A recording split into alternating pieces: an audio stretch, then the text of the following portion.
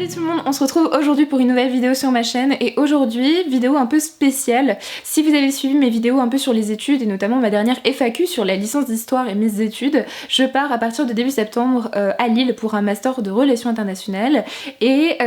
donc je vais quitter Nantes ainsi que l'appartement où je vis avec ma mère et mes sœurs et vous vous doutez bien que je ne vais pas emmener tous mes livres, la plupart de mes livres vont être en carton dans mon garage et ma pile à lire étant beaucoup trop grande pour que je l'emmène d'un coup dans ma colocation à Lille, vu qu'elle fait 153 livres à l'heure actuelle où je vous parle,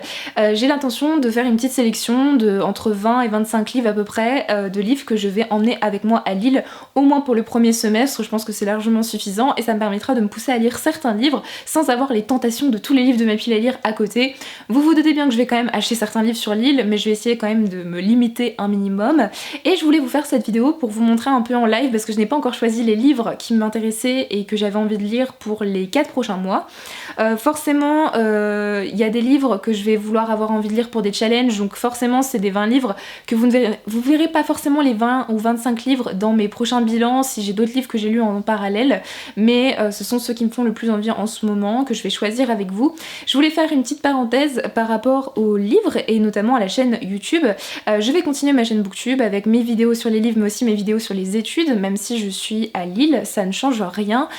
Par contre, j'ai arrêté mes partenariats avec les maisons d'édition pour la simple et bonne raison que je ne vais plus avoir le temps de m'en occuper et que je lis beaucoup moins ces 3 dernières années. Quand j'ai commencé Booktube, je lisais énormément et j'avais le temps de le faire, et plus la fac avance et plus j'ai de travail et plus c'est compliqué pour moi de tenir les délais pour les services presse, et j'ai aussi perdu du plaisir de recevoir des services presse et j'ai plein de livres que j'achète et que j'ai très envie de lire dans ma bibliothèque. Donc je me suis dit que pour l'instant, pour les 2 prochaines années, je me stoppais avec les services presse et je me concentrais principalement sur les livres que j'ai dans ma bibliothèque, parce que voilà, 153 livres c'est quand même un peu abusé en termes de pile à lire, même si je sais qu'il y en a qui ont beaucoup plus. J'avoue que moi ça me dérange un peu d'en avoir autant et de ne pas les lire alors qu'ils m'intéressent tous énormément. Voilà un peu pour la petite parenthèse. Si vous ne voyez plus vraiment de service presse dans les prochains bilans, évidemment vous allez voir les derniers que j'ai et que je dois lire en ce moment, notamment de Gallimard et de Nathan, et que je venais emmener avec moi, donc je vais vous les montrer juste après.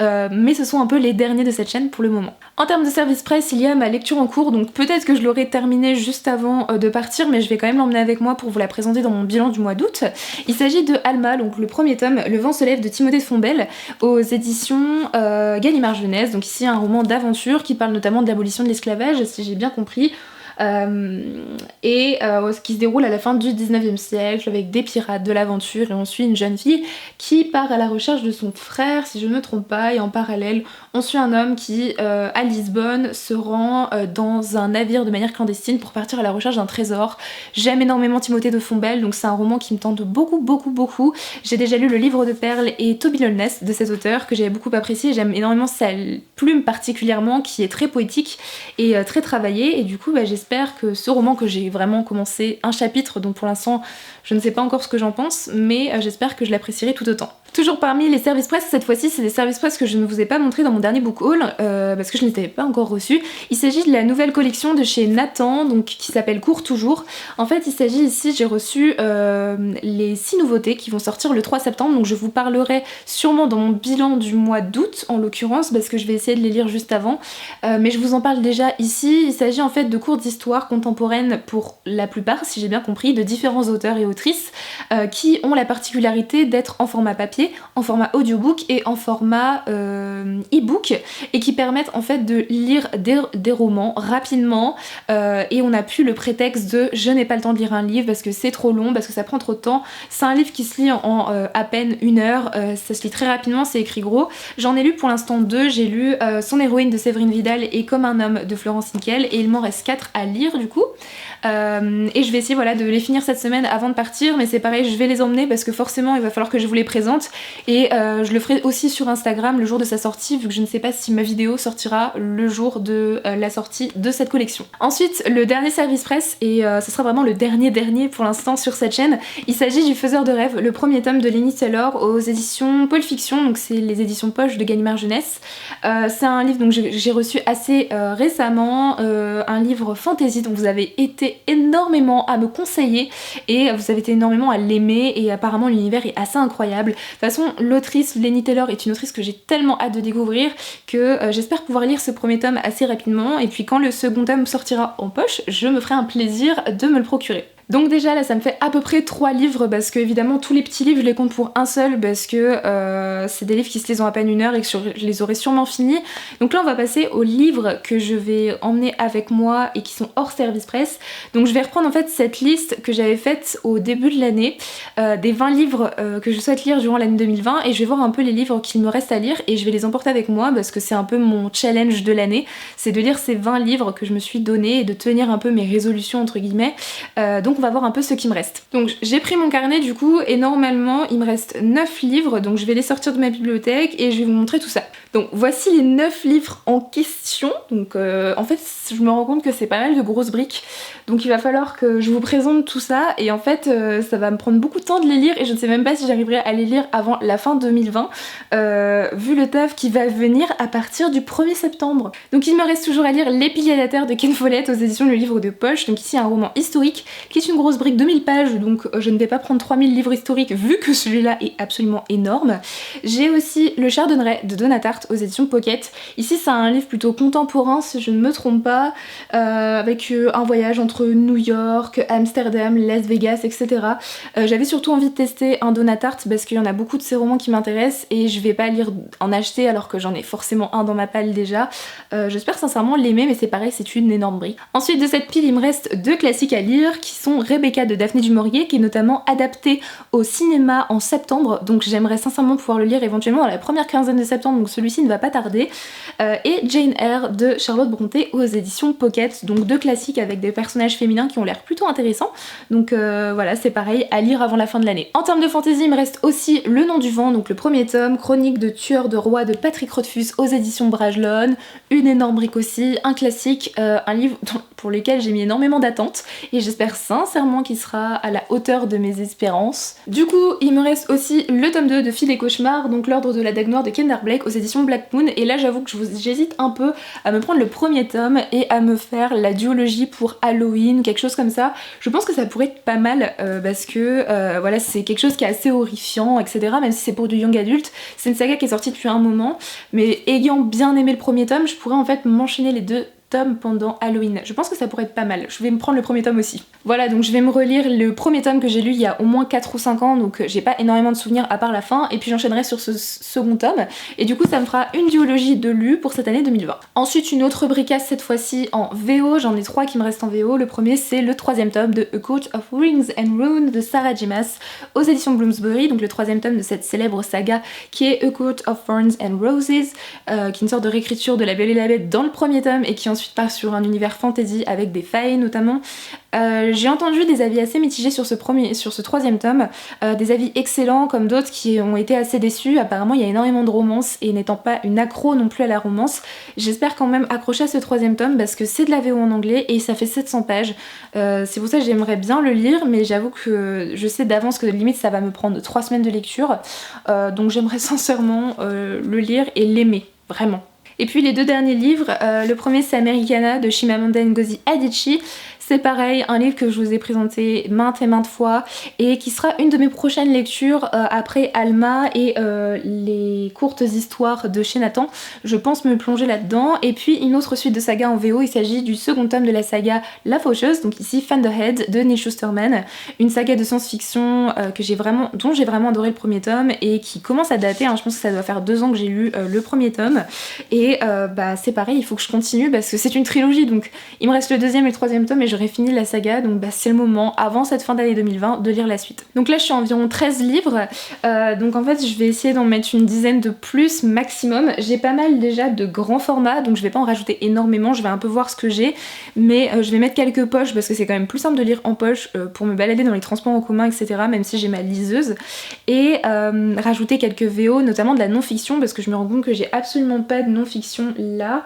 et que ça va me manquer terriblement puisque c'est un peu ma drogue en ce moment, la non-fiction, j'adore ça. Donc je vais en rajouter quelques-uns. Pour la non-fiction, j'ai donc pris 3 livres, 2 en VO anglaise et 1 en français. Le premier c'est La 6ème extinction d'Elizabeth Colbert, un livre qui me fait très envie et que quand je l'ai acheté au mois de janvier, je le cherchais énormément et en fait je ne l'ai toujours pas lu, ce qui est vraiment un désastre parce qu'en plus c'est un livre qui a eu énormément de bonnes critiques et qui a notamment reçu un prix Pulitzer, donc j'aimerais beaucoup le lire avant cette fin d'année. Ensuite au niveau des livres en VO, j'ai pris White Fragility de Robin DiAngelo aux éditions Penguin. Ici un livre sur le racisme, la fragilité blanche, la suprématie blanche, bref, vous vous doutez un peu du thème, et qui est assez court, donc je sais que c'est un livre de non-fiction que je lirai très rapidement. Et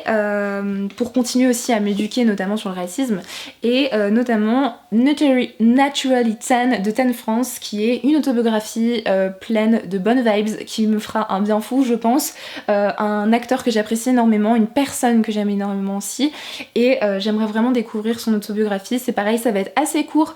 donc en fait il y a juste La 6ème extinction qui va être assez long je pense à lire en non-fiction, et les autres ça me fera de très bonnes lectures entre 2 gros pavés par exemple de fantasy ou de romans historiques. Bon, même si évidemment j'ai envie de prendre absolument toute ma pile à lire avec moi, il faut faire des choix. Donc là j'ai regardé parmi mes grands formats, donc j'en ai pris 5 en plus qui sont un peu dans mes objectifs de la fin d'année. Forcément je vais pas tout lire avant la fin d'année, mais j'ai envie d'avoir un peu de choix et ça rentre dans certains challenges aussi que j'ai envie de me faire. Donc il y a le tome 4 des Gardiens des Cités Perdues de Shannon Messenger, donc Les Invisibles aux éditions Lumen, parce que c'est une saga que je vais absolument continuer, c'est un peu mes objectifs cette année avec l'Assassin Royal,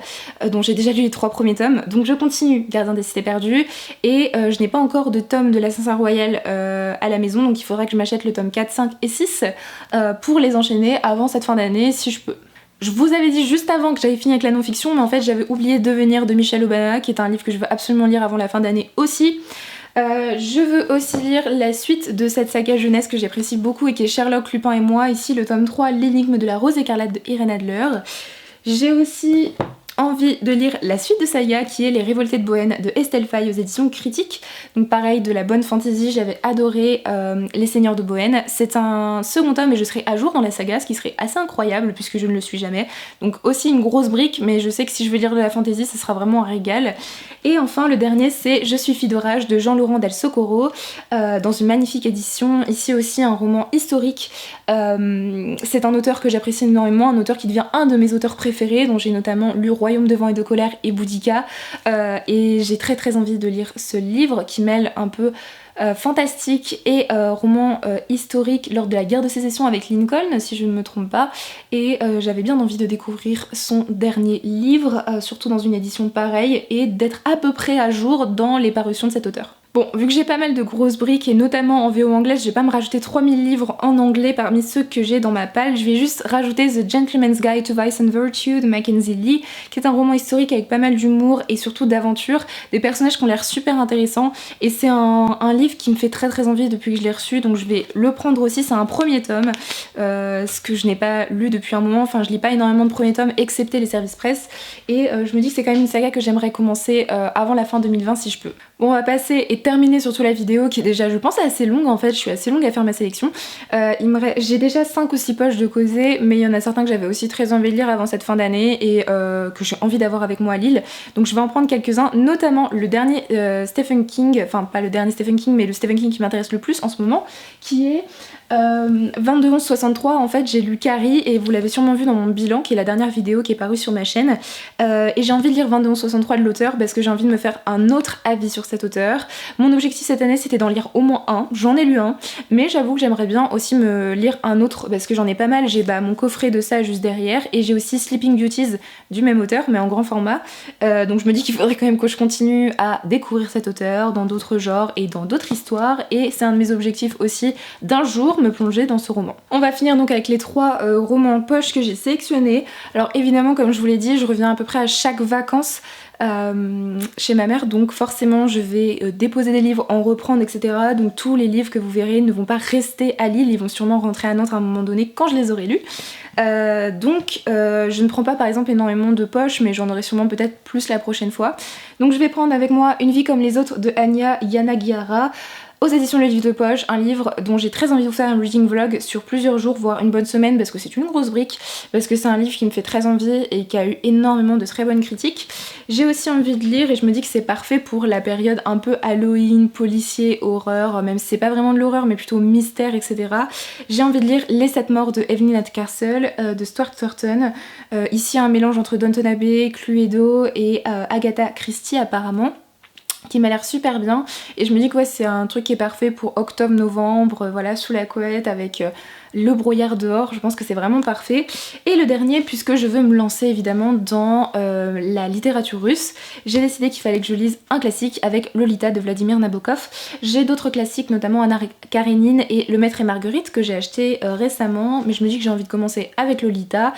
et que en octobre, si j'ai déjà lu Lolita, pourquoi pas me prendre avec moi Anna Karénine ou Le Maître et Marguerite pour continuer ma découverte de la littérature russe. En tout cas voilà, ce sont les 3 autres poches que je prends avec moi et je pense que j'ai fait le tour. Du coup je viens de compter, ça me fait environ 26 livres avec des genres assez variés, de la non-fiction, de la fiction, de l'historique, il y a de l'aventure, il y a un peu de policier, il y a fantasy, fantastique, science-fiction, forcément de la jeunesse, du young adulte et de l'adulte. Donc je pense que j'aurai quand même pas mal de choix. Il y a aussi pas mal de suites de sagas parce qu'un de mes objectifs de l'année c'est de continuer mes sagas et notamment d'en finir certaines. Et comme je vous l'ai dit, vous rajoutez à ça l'Assassin Royal qui va sûrement arriver assez rapidement, en tout cas la suite dans ma pile à lire quand je serai sûrement arrivée à Lille. Je vais aller faire des petits tours de librairie. Voilà, donc j'espère que cette vidéo vous aura plu. Elle est un peu plus chill que d'habitude, c'est-à-dire que j'ai rien préparé parce que je voulais un peu faire au feeling en fonction de mes choix du moment. C'est la dernière fois que vous voyez ce fond de bibliothèque parce que en fait demain je vais ranger tout ça et les mettre en carton et du coup vous ne verrez plus que les livres que je vous ai montrés aujourd'hui. En tout cas dans les prochains temps et les prochaines semaines je vais essayer de faire un fond assez sympa